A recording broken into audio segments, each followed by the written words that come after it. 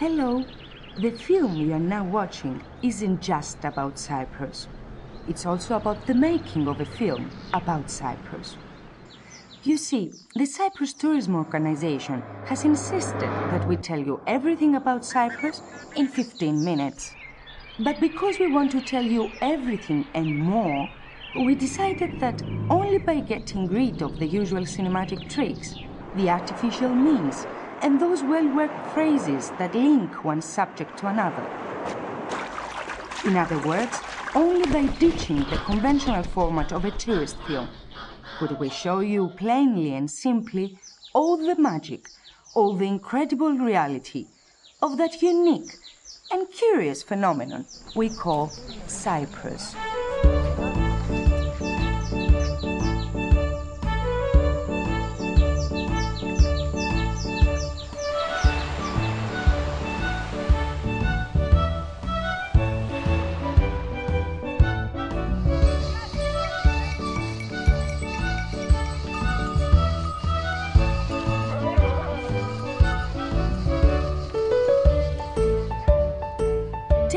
The map, and you will see at once that Cyprus is an island, a large island.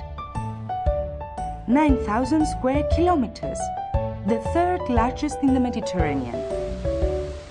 And yet, its landscapes are so varied that visitors and residents alike are under the impression that it is a vast continent.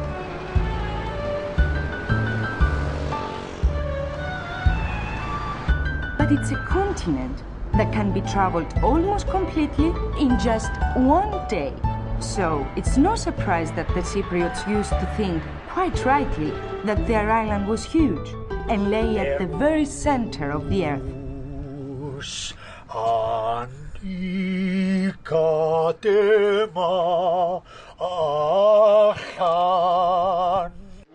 Today, of course, they are wiser, though still grateful for the beauty of their country.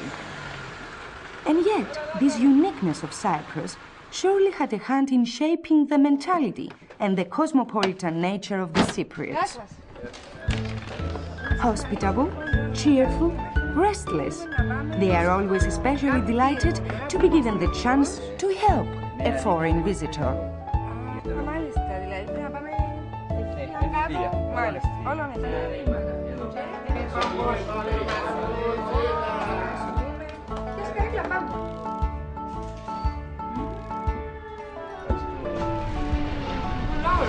If you came here by air, you may have noticed as you began to descend prior to landing, how the clouds suddenly disappear, as if by magic.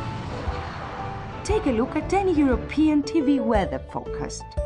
Even when conditions in the broader region are bad, this is how Cyprus looks. And why in summer there isn't a cloud in the sky, and the average maximum temperature is around 32 degrees Celsius, during the winter months it is around 17 degrees. This fantastic climate, the short distances to anywhere, and the varied landscape give Cyprus every reason to boast. Snow skiing in the morning, water skiing and swimming at midday.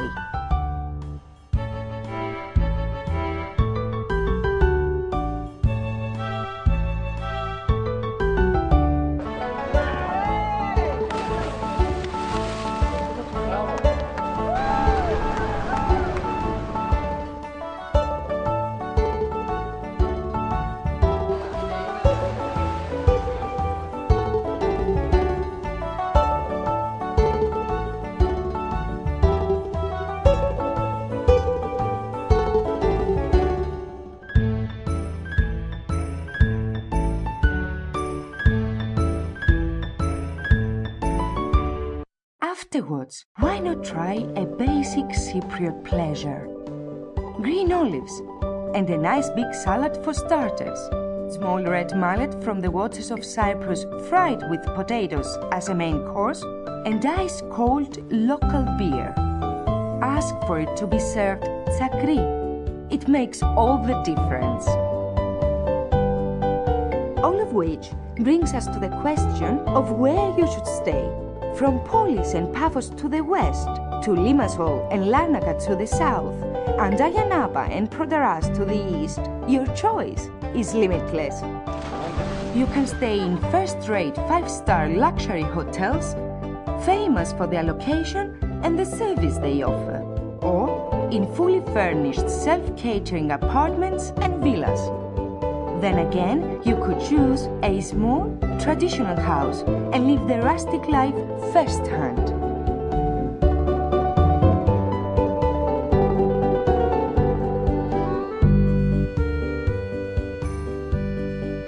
Wherever you are, nature is never far away from you, providing experts and novices alike with the unique experience of discovering new species of endemic flora and fauna.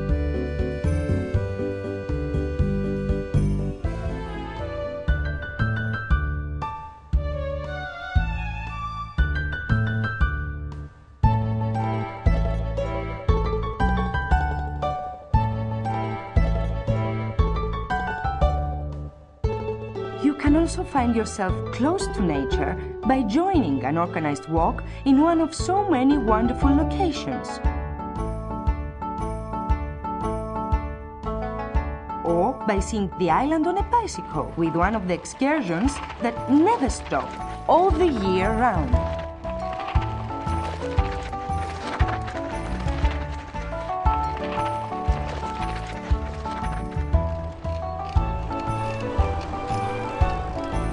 Now, here's something to think about. Cyprus might never have existed at all. The whole island emerged from the sea due to the movement of the African and Asian tectonic plates. And the entire process ended a mere 1 million years ago. Hence the myth of Aphrodite, Cyprus's most celebrated ancient goddess, emerging from the foam of Paphos. This is where she was born, amid the waves. Every visitor should come here to pay his or her respects to the goddess. Take a swim too, if you fancy it. Further down is the temple of Aphrodite. Ancient sources tell us, and you can believe them if you like, that in olden days, the young women of Cyprus would come here and, as a mark of religious devotion, sacrifice their virginity to the goddess with the help of the first pilgrim they set eyes on. I wouldn't bother hanging around now.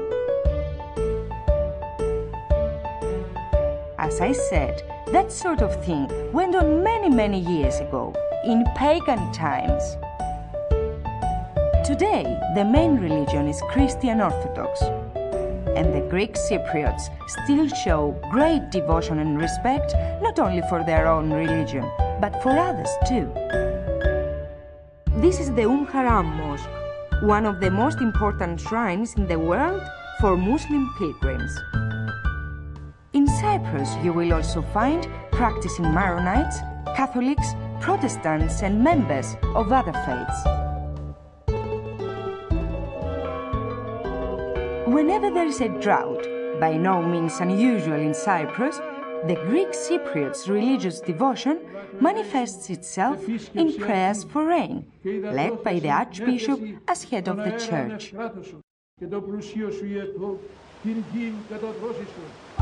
The government, of course, cannot afford to rely on prayer alone. Some 100 dams all over Cyprus control the rivers and streams, blocking them and conserving their waters. And if you happen to be a keen angler of trout or carp, join the club. In Cyprus, they are biting all the year round.